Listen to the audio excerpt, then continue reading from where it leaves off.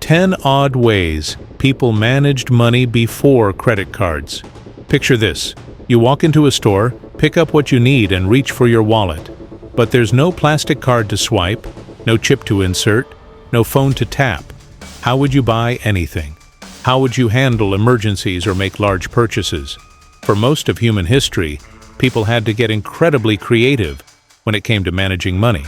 And some of their solutions were absolutely brilliant, while others were downright bizarre. Welcome back to American Memories. Today we're diving into 10 fascinating and sometimes odd ways people managed their finances before credit cards revolutionized how we think about money. What you're about to discover will blow your mind and might even make you appreciate just how simple our modern payment systems really are. From elaborate bartering networks to ingenious credit systems that would make today's bankers jealous, our ancestors were far more financially sophisticated than you might imagine. Before we explore these forgotten financial strategies, make sure to hit that subscribe button and ring the notification bell. We've got more incredible stories about how people lived differently in the past coming your way, and you won't want to miss them. Let's start with something that might sound primitive, but was actually incredibly sophisticated: the barter and trade networks that formed the backbone of commerce for thousands of years. This wasn't just simple, "I'll trade you 3 chickens for a bag of flour." These were complex economic systems that rivaled modern financial markets in their complexity. Professional traders and merchants developed intricate exchange rates between different goods and services. A skilled blacksmith might know that 1 horseshoe was worth 2 pounds of grain. 3 pounds of grain equaled 1 day of farm labor, and 5 days of farm labor could be traded for a new tool. These weren't random exchanges. They were carefully calculated economic relationships based on supply, demand, and regional value differences. What made these barter networks truly remarkable was their geographic scope. Traders would carry goods across vast distances, knowing exactly what items were valuable in different regions. Salt might be incredibly valuable in inland areas, but common near the ocean. Furs were precious in warm climates, but abundant in cold regions. Smart traders could multiply their wealth by understanding these regional differences and planning their routes accordingly. The most sophisticated barter systems even included what we might recognize as early forms of banking. Trusted merchants would hold goods for other traders, issue receipts for stored items, and facilitate complex multi-party trades that might involve dozens of people and take months to complete. Our second odd money management method takes us into the fascinating world of commodity money, where everyday objects served as currency. This went far beyond the simple gold and silver coins you might expect. People used everything from salt and cattle to shells and even giant stone wheels as standardized forms of payment. In many African societies, cowrie shells served as incredibly stable currency for over 1,000 years. These shells were durable, difficult to counterfeit, easy to count, and beautiful enough to be valued as decorative objects. What's remarkable is that cowrie shell currency was so trusted that it was used across vast regions and cultural boundaries, creating one of the world's first international monetary systems. In parts of Europe and Asia, salt was literally worth its weight in silver, giving us the phrase "worth his salt." Salt was perfect as currency because it was essential for preserving food, had a long shelf life, was easily divisible into smaller portions, and was difficult to produce, which prevented inflation. Perhaps the most unusual commodity currency was used on the Pacific island of Yap, where enormous stone wheels called rye stones served as money. These weren't small coins. Some of these stones were 12 feet in diameter and weighed several tons. What's fascinating is that the stones were so heavy they couldn't be moved, so ownership was simply remembered by the community. You could own a stone wheel that never left its location, and everyone would simply know it belonged to you. The third unusual financial method was the development of sophisticated credit and debt tracking systems that operated entirely on trust and community memory. Before written contracts and legal enforcement, people developed incredibly detailed systems for tracking who owed what to whom, and these systems were often more reliable than many modern financial institutions. In medieval Europe, many communities used tally sticks, wooden sticks with notches cut into them to represent debts and credits. The stick would be split in half, with the creditor and debtor each keeping one piece. The notches had to match perfectly when the debt was repaid, making the system nearly impossible to forge. These tally sticks were so trusted that they were often traded like money themselves, creating an early form of promissory note. Village communities often had designated record keepers who maintained mental or simple written records of all debts and credits within the community. These individuals had phenomenal memories and were trusted to settle disputes and track complex financial relationships. In some cultures, this role was so important that the community record keeper was considered one of the most powerful people in the settlement. What made these trust-based systems work was the social pressure of small communities. Everyone knew everyone else, and a reputation for not paying debts could destroy a person's ability to conduct business or even remain in the community. This social enforcement was often more effective than legal contracts.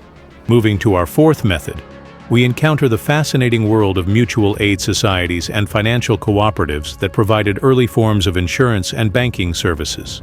These weren't simple charity organizations. They were sophisticated financial institutions created and managed by ordinary people who understood the power of collective resources. In immigrant communities across America, rotating credit associations called tandas, susus, or hui allowed groups of people to pool their money and take turns receiving lump sums. For example, 20 people might each contribute $10 per month, and each month one person would receive the entire $200 pot. This system allowed people to make large purchases or handle emergencies without dealing with banks that might discriminate against them. Funeral societies were particularly important in working-class communities. Members would pay small monthly dues, and when a member died, the society would cover all funeral expenses and often provide financial support to the surviving family. These societies understood that death was financially devastating for poor families, and they created insurance systems that actually worked better than many commercial alternatives. What's remarkable about these mutual aid societies is how they combined financial services with social support. Members weren't just contributing money, they were building networks of people who would help during emergencies, provide business connections, and offer emotional support during difficult times. Our fifth unusual money management method involves the complex systems of credit that were built around seasonal work and agricultural cycles. Before steady paychecks and year-round employment, most people had to manage highly irregular income, and they developed sophisticated strategies for smoothing out these financial fluctuations. Sharecropping systems, despite their many problems, included complex credit arrangements where landowners would provide seeds, tools, and living expenses to farmers in exchange for a share of the eventual harvest. These arrangements often included detailed bookkeeping systems that tracked expenses and debts throughout the growing season.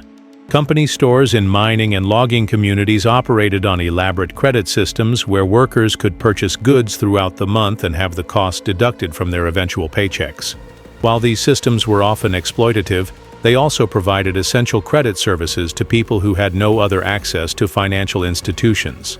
Traveling merchants and peddlers often operated on seasonal credit cycles, providing goods to farming communities in the spring with payment due after the harvest. These merchants had to be skilled at assessing the creditworthiness of farmers they might only see once or twice a year, and they developed complex networks of information about weather, crop conditions, and local economic conditions. The sixth method takes us into the world of precious metal and jewelry banking, where people literally wore their wealth and used personal ornaments as both decoration and financial security. This wasn't just about showing off. It was a sophisticated way of storing value in a portable, beautiful, and relatively secure form. In many cultures, women's jewelry served as their personal bank account. Heavy gold bracelets, elaborate silver necklaces, and precious stone ornaments weren't just decorative. They were financial assets that could be sold, traded, or used as collateral during emergencies. A woman's jewelry collection often represented her family's entire savings, and the quality and quantity of her ornaments indicated the family's financial status. What made jewelry banking particularly clever was its portability and disguise value. During times of war, economic collapse, or natural disaster, people could literally wear their wealth and escape with their entire fortune. Invading armies might steal obvious valuables, but they often overlooked the significance of elaborate personal ornaments. Some cultures developed standardized jewelry weights and purities that made ornaments function almost like coins. A gold bracelet of a specific weight and purity might be universally accepted as payment, combining the functions of currency, investment, and personal decoration in a single object. Our seventh unusual financial method involves the sophisticated credit systems that were built around personal reputation and social networks. These weren't based on written contracts or legal enforcement. They were entirely dependent on community knowledge and social pressure. In many small towns and rural communities, local merchants would keep detailed mental records of who could be trusted with credit and who couldn't. A person's ability to buy goods on credit was entirely dependent on their reputation for honesty, their families standing in the community, and their demonstrated ability to eventually pay their debts. These reputation-based credit systems often extended across multiple generations. A family's creditworthiness was inherited, with children benefiting from their parents' good financial reputation or suffering from their parents' poor payment history. This created powerful incentives for financial responsibility that extended far beyond individual self-interest. What's fascinating is how these systems incorporated complex risk assessment that rivals modern credit scoring. Merchants would consider factors like a person's work ethic, family stability, health status, and even weather patterns that might affect their ability to pay. They developed intuitive understanding of creditworthiness that was often more accurate than formal financial analysis. The eighth method brings us to the world of apprenticeship and labor contracts that served as both education and financial planning systems. These arrangements were far more complex than simple job training. They were comprehensive financial strategies that provided security for both workers and employers. Traditional apprenticeship contracts often included complex financial arrangements where young people would work for several years without wages in exchange for training, room, and board. At the end of the apprenticeship, they would receive a set of tools, a sum of money, and the skills necessary to start their own business. This system allowed people to invest years of labor in exchange for the knowledge and resources needed for financial independence. Indentured servitude, while often exploitative, also functioned as a form of credit system, where people could trade years of labor for passage to new countries, debt forgiveness, or other valuable considerations. These contracts were often transferable, creating early forms of labor-based securities that could be bought and sold. What made these labor-based financial systems effective was their combination of education, financial planning, and risk-sharing. Both parties had strong incentives to honor their agreements, and the systems provided pathways to economic advancement that didn't require large amounts of starting capital. Our ninth unusual money management method involves the complex systems of gift economies and reciprocal obligation that served as both social bonding and financial insurance. These systems were far more sophisticated than simple gift giving. They were intricate networks of mutual obligation that provided economic security and social stability. Potlatch ceremonies among Pacific Northwest Native American tribes involved elaborate gift-giving competitions, where wealthy individuals would give away or destroy vast amounts of valuable goods to demonstrate their prosperity and create obligations among recipients. These weren't wasteful displays, they were sophisticated wealth redistribution systems that ensured community survival and created complex networks of mutual obligation. In many agricultural societies, harvest festivals involved extensive food sharing and gift exchange that served as insurance against crop failures and seasonal variations. Families who had successful harvests would share with those who had poor yields, creating informal insurance networks that protected entire communities against starvation. What made gift economies so effective was their ability to create social bonds that transcended simple economic relationships. People weren't just trading goods. They were building relationships that would provide support during emergencies, business opportunities, and social connections that lasted for generations. Finally, our 10th and perhaps most ingenious method was the development of complex time-based credit systems where people traded future labor and services for immediate goods and resources. These systems allowed people to access resources they couldn't immediately afford by promising future work or services. Harvest labor systems allowed farmers to hire workers during busy seasons by promising payment after crops were sold. Workers would essentially loan their labor to farmers, with payment deferred until the harvest was complete and sold. This system allowed both parties to manage seasonal cash flow problems that were inherent in agricultural economies. Professional services were often provided on credit, with doctors, lawyers, and craftsmen providing immediate services in exchange for payment when clients could afford it. These professionals understood that their long-term success depended on building relationships with clients who might not always have immediate cash, but would eventually be able to pay. What made time-based credit systems so effective was their flexibility and their recognition that people's financial situations change over time. Rather than requiring immediate payment, these systems allowed for complex arrangements that matched payment schedules to people's actual income patterns. So there you have it. 10 odd but ingenious ways people managed money before credit cards simplified everything. From the sophisticated barter networks that spanned continents to the intricate social credit systems based on reputation and trust, our ancestors developed financial strategies that were often more creative and community-focused than our modern systems. What strikes me most about these historical money management methods is how they were deeply embedded in social relationships and community structures. Unlike our modern anonymous financial systems, these methods required people to maintain reputations, build relationships, and contribute to their communities in order to access financial services. These historical systems also show us how people dealt with the fundamental challenges of money management that we still face today: how to handle irregular income, how to access credit for large purchases, how to save for the future, and how to protect against financial emergencies. The solutions our ancestors developed were often more flexible and human-centered than our current approaches.